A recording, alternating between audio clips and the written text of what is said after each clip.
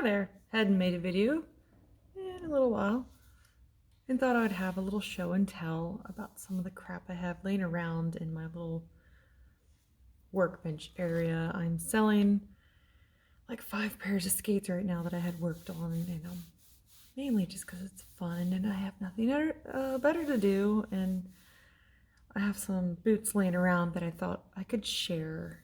And yeah, that's about it. Also, I'm never camera ready, so I feel not so slick. So I just got these today. These are Oberheimer, Obies, whatever you call them, model 61 boots. I originally thought they were 41s, they are 61s. So these are made for speed skating. These are vintage, new old stock, so they haven't been drilled. I put these on earlier and they're very comfortable. And as you can see in these, there is the model, the size, and they have a serial number on the inside, and some of that corresponds to the dates that they were made. So they're made very light. The heel cup is very hard. So you can see there's no give there. There's give here, no give there. I would say these are one of my dream boots because originally I wanted OB 86s because they were really cool, and you know, once you have that flying O, you're so cool. Okay, I'm not that cool, so I will admit it, because there'll be some OGs out there that are like, she's such a poser and she doesn't know what she's talking about. You are not completely wrong. Maybe a little bit wrong, but not completely wrong. I just think they're neat. What I really thought was interesting, outside of the fact that they're new old stock, the split toe goes all the way down to the sole. That's practically unheard of in most speed boots. So this is very good for people like me who have wide feet and just, I don't have a very pokey, pointy toe box. So this is really nice. I put them on in my house and they were so comfortable and I really like them. These are actually a men's 7.5. I've tried OBs in size 8 and they've been too small. Tried size 9, they're too big. It's just all over the place with boot sizing in general, so always measure your feet. Obviously, I didn't measure my feet. I bought these blindly off of eBay for $72, and they're mine, and I love them. So here are these. If you appreciate some old school boots, they're cute. Cute boots. Love them. Also, these are similar, but they're the Rydell versions. Now, Rydell makes a boot that has the white stripes on the side. That's called the 265. I had bought these previously mounted by somebody. Somebody was selling them on Facebook, and I was like, oh, 265s, that's cool. No, you look closer, these are 122s. Most 122s you tend to see are white or black. I want to say the 122s ended up mostly being rental skates, but you can tell these were never used as rentals because they are very fresh. There's like no markings on them, like no damage, a little bit of wear and tear on the tongue. Also, Rydell tends to stamp on the inside the model, the size, and a date code stamp. Some of this, the earlier boot date codes you can kind of read. You'll be like, oh, it says 79 or 80 or whatever. But with the newer boots, I think they're a little different. And I won't swear to this stuff because I just started learning about it myself. I was aware that it existed, but not super savvy to all that. But this, all of the information on the inside of this boot is mostly worn off. You can see a little bit of still in there. If you can kind of see the little bit of a blue stamp. Oh, the sun didn't help. It would be stamped right there. Also, they stamp on the bottom. It says Rydell and the size. Doesn't have that stamp, the year stamp on it, but it does say Rydell, size 7. So these are size 7s, and obviously the tongue is an indicator of that it's not a 265. I think the logo on the top is different on the 265s, even the old ones. So these are vintage 122s. Moving on, I have Rydell 595s. A friend of mine sold these to me. They're in very good condition. There was some damage to the back, you can see in that. I repaired it with a leather repair kit, so it's not perfect. You can see it more on the camera, but in person it just looks like a little bit of a like dips in there. This is a vintage pair of 595, so they look a little different these days. Same with the other boots. They have the code and the size, everything in here. Not sure if I'm reading this correctly, but it does say 0971 is the date code, so that might be from 1971, but I feel like that's not right. I haven't confirmed that with one of my friends that knows about serial numbers better than I do. One thing I do like about this, it does have a heel strap. Some people say these work really well, some say they are not very helpful. I found them useful. Like I said about the Oberhammers, I can't say it right, reading. It has a split toe, but not down to the sole. So I thought that was interesting. So these do kind of semi-custom fit your feet, just because you don't have to stuff your feet into the toe box. For the most part, these fit fine. These are a size 8. I wear a size 9 women's. I probably keep saying sizes like it makes any sense to anybody. For me, I have fat feet. They're bony fat feet, which doesn't make sense. So sometimes in one of my toes, the eyelets kind of sit on my toenail, and I don't think that's really cool, but these fit fine. I use these for the rink. These are my rink skates. If you can tell, there's no heel, but it's got a little bit of a wedge. So it's a flatter boot than the other boots. Compare these two, heeled and no heel.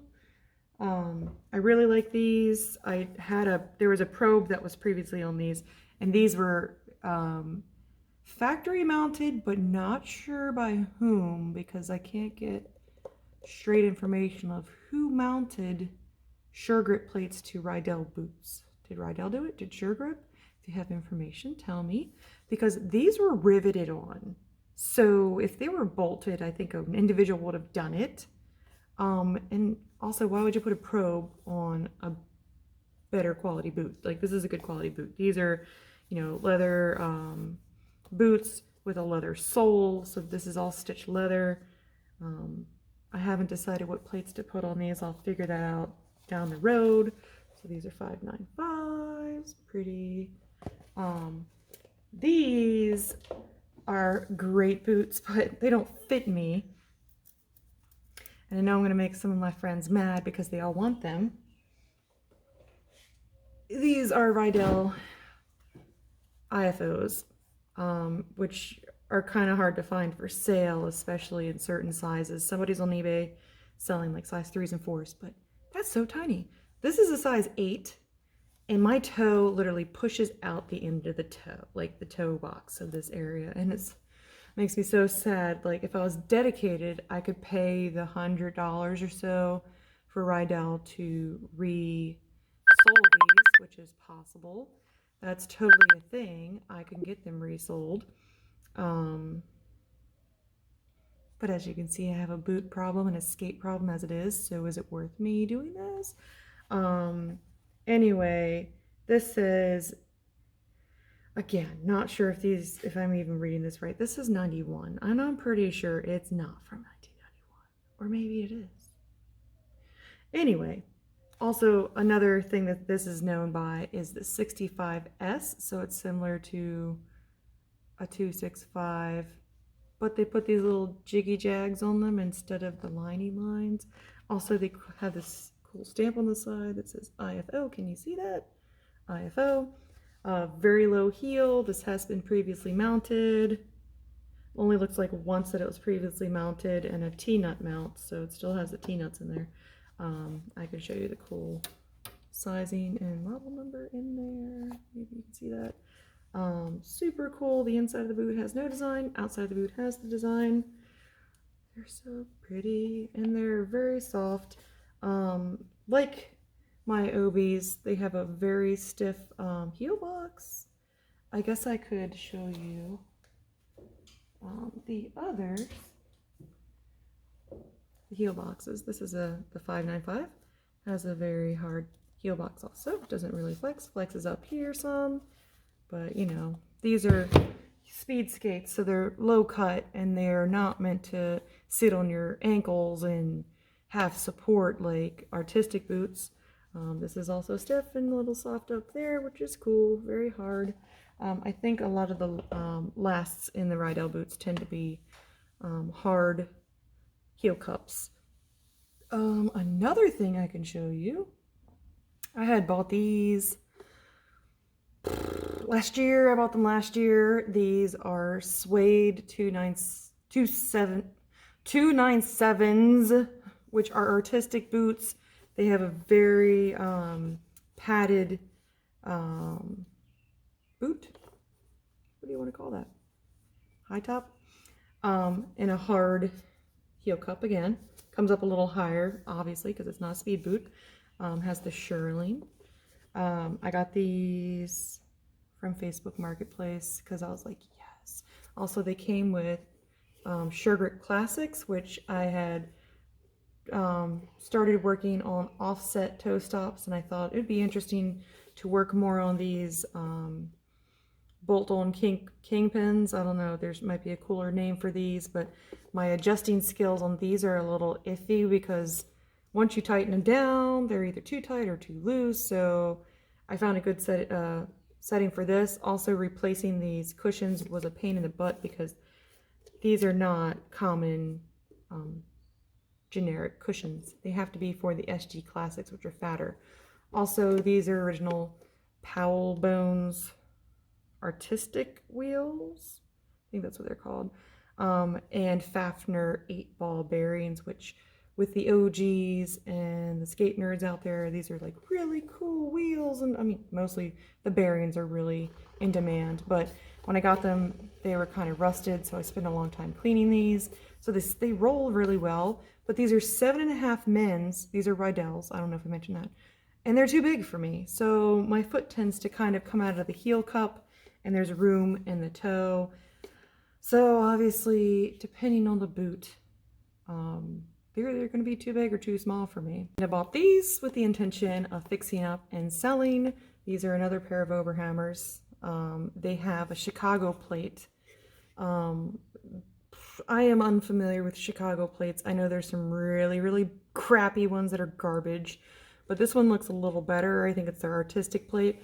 And it looks very similar to the SG plates, where it has that same kingpin bolt, and it goes, you know, it's got the stabilizer bar in there. Basically, all I had to do with this one is clean it up and replace the cushions, put some wheels on it, put a toe stop on it. But the fact that the person selling it thought it was a Rydell and it's an Obi with the flying nose, I was really excited about them, but they're not my size. So I fixed them up, cleaned them up. It had some foam, the big, thick, artistic foam. This is an artistic boot, like an ice skate boot, roller skate, ice skate, whatever. It's got a little bit of give because of the padding. Has a lot of padding on the inside, like a pillow. Heel cup was also hard, but it had that really thick artistic foam on the front, but it was worn down because she tied her skates down for jam skating or rhythm skating. So I ended up peeling that out and cleaning up the boot some. It has some wears to it, but she is a dance skater, so she used this for a while. Yeah, so these are for sale if anybody's interested. It's really cute. And also, I think I was doing a squish video where I was squishing all the high top skates I had. And I was like, yeah, Harlicks. So I thought these were Harlicks because the person that sold them to me said they were Harlicks. I got them off of Poshmark, and to be honest, I only looked at it like twice, and I'm like, yeah, the old Harlicks probably won't have a little badge on the heel, and I'll figure out something to do with this. So it just kind of sat on my shelf of junk forever. The box said Harlick. It had all the Harlick pamphlets inside, and it had a receipt that said Harlicks, and then I look at it, and it's a Jackson. Not that a Jackson is terrible. Let's see, you see the Jackson. It's not a terrible boot. It's a good boot. It's my size. It's very hard. Obviously, it's an ice boot. You can see it's been mounted for an ice blade. But now I'm kind of considering maybe using this as maybe doing an inline artistic boot. I don't artistic skate, but I would like to learn certain things artistic skaters do, like maybe learn to spin or learn to do a cute little jump or a waltz jump. I am not an agile person. Does it look like I'm a little... Yeah, I'm not a little person. So I'm not going to be doing like some really high-end footwork, but it would be cool to try some of these artistic things and just be like, be a little more well-rounded, I guess would be the word. That's show and tell of my boots right now. I have a few others that I do really want to dig out. And you might think I have an issue or a problem. I do have an issue or a problem. If you look up the term SEDS, S-E-D-S, you'll understand. And you could be one of us too. Thank you guys.